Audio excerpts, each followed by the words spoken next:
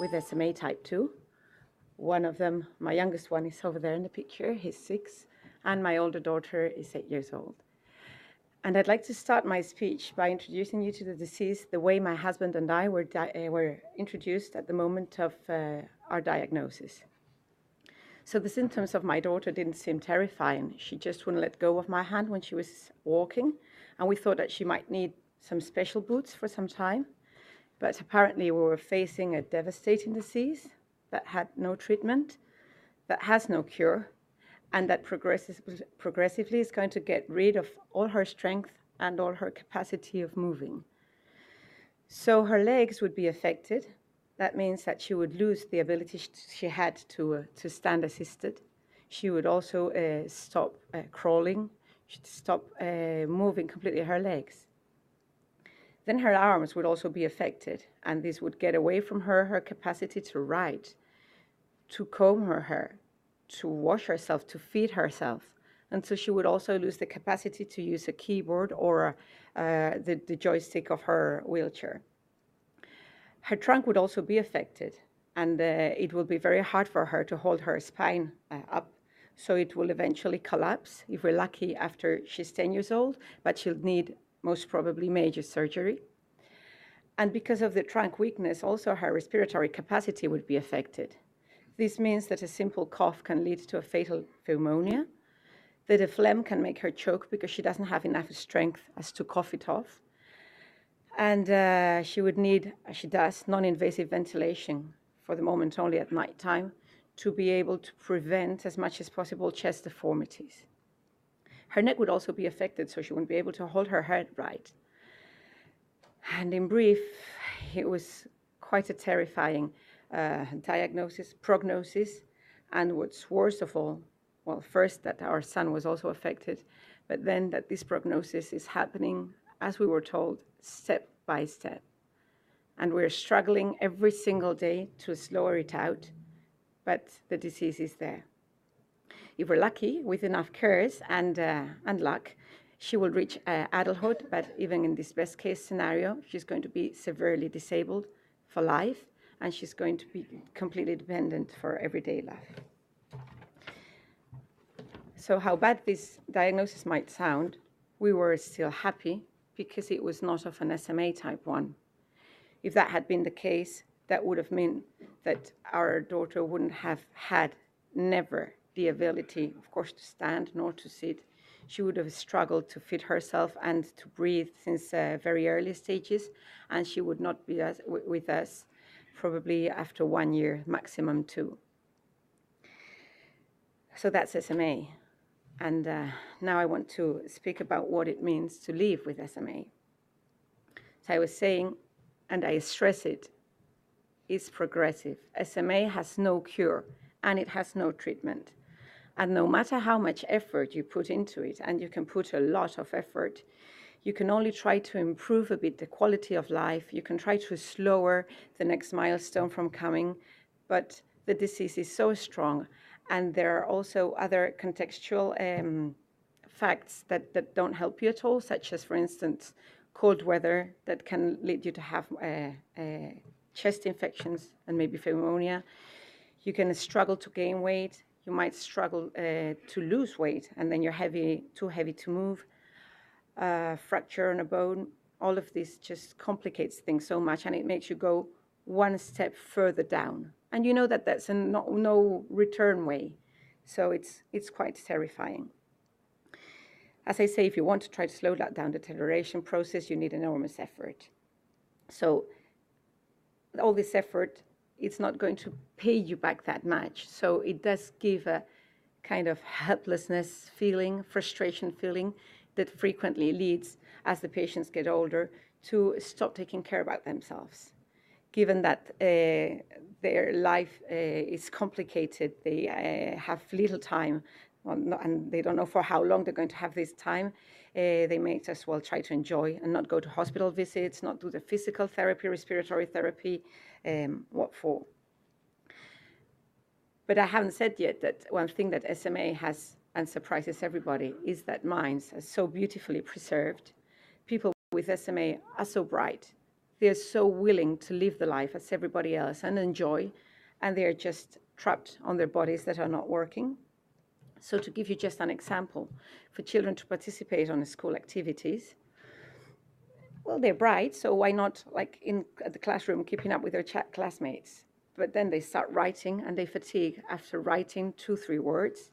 Then they have to do their hospital visits, the very minimum, once a month when you're healthy. You have to interrupt to do physical therapy. If you want to stand 2 hours on the standing frame, as you're told, you have to find the time somewhere. If you have a cold, you have to be very careful, maybe not to go to school. And in the playground, this is even worse. You can't kick a ball. You can't catch a ball. You can't hide. You can't pick a stone from the floor. And it's frequent that you can't even speak loud enough so that your friends hear you. So how are you going to interact? It's complicated. It's not impossible, though, but it's complicated. And that's for young adults. It's also complicated to live with the fact that your peers are gaining independency, they're getting their driving licenses, they're just taking a backpack and traveling around the world, and at the same time you're losing capacity and you're becoming more and more dependent. It's not that you can't do anything, it's just that everything is so much more time-consuming, effort-consuming, you need planning, and it's so costly. Everything, keeping up with your studies, finding a job, finding a boyfriend or a girlfriend, keeping up with friends, it's complicated. This is as for the patients, but for the caregivers, life is not very easy anyway.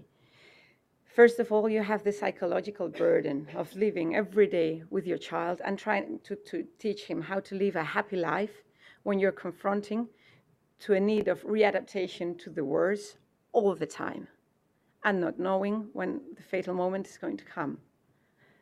So keeping up spirits it can be very complicated. For a parent of a type 1 child, it's close to impossible to give their children or themselves a normal life.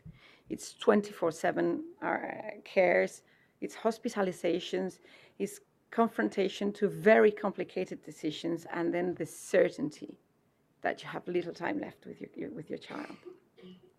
For a type 2, making the life of your child as normal as possible is huge.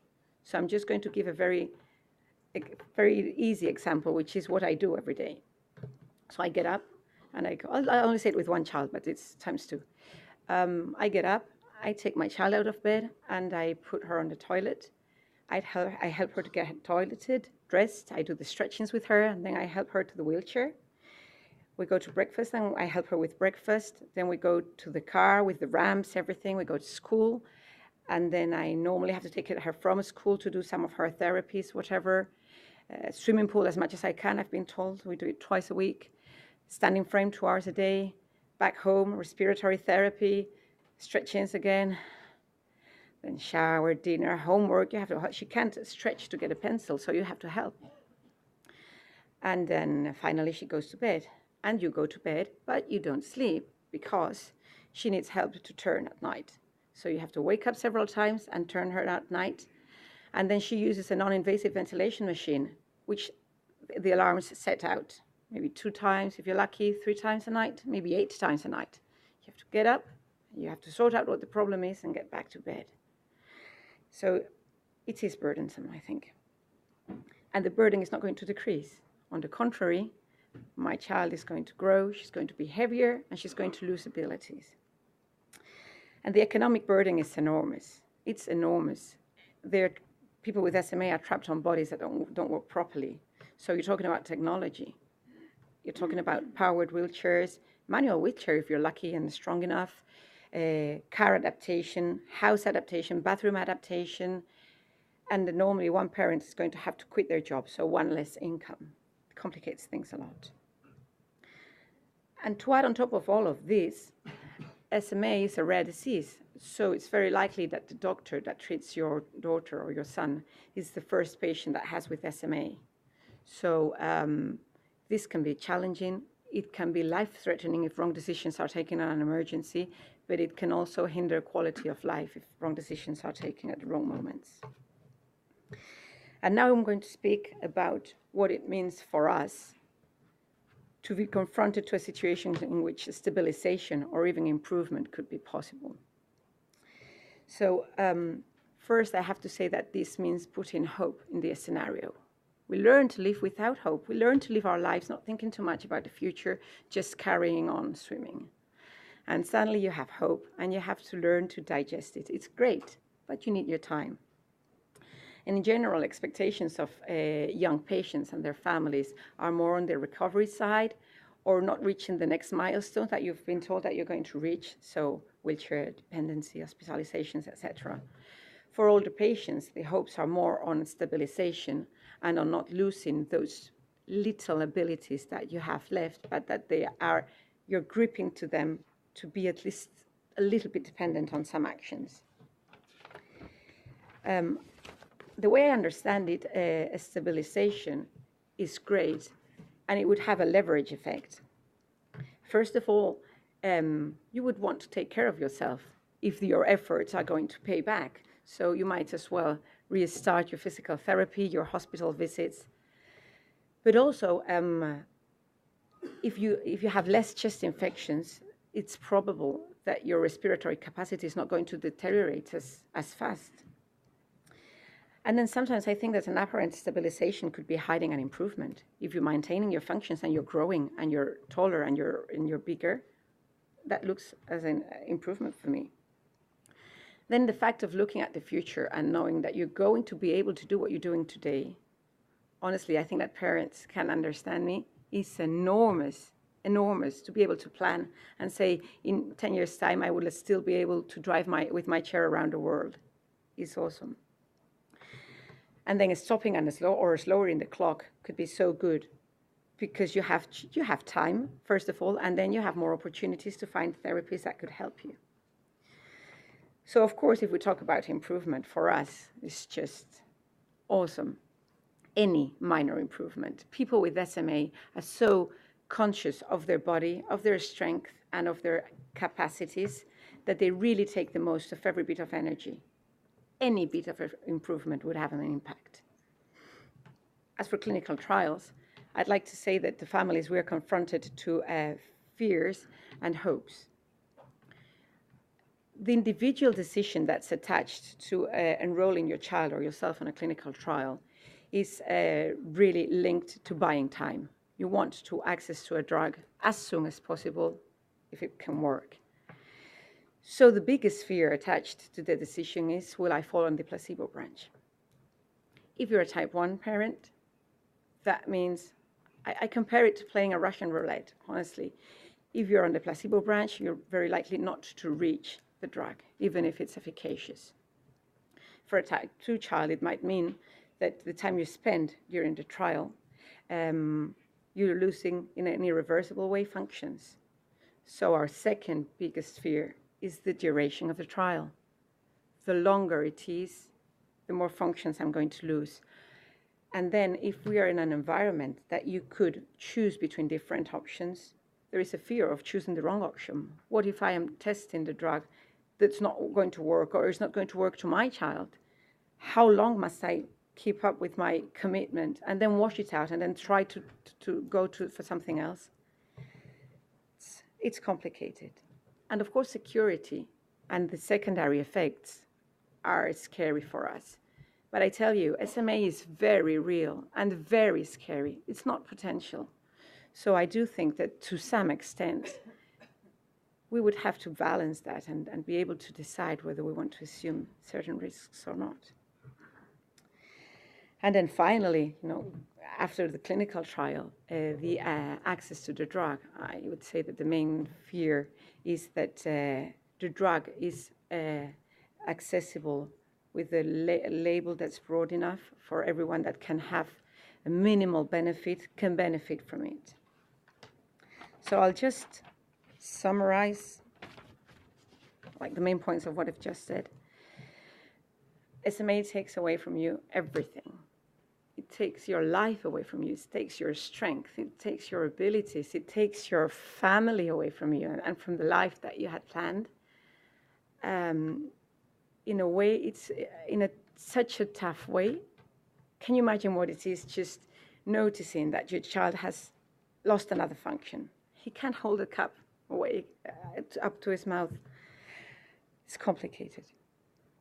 It is important for me to share that the stabilization or improvement is important for every one of the SMA community, and that the fears attached to participation in a trial are relating to getting the drug too late, therefore placebo, duration of the trial.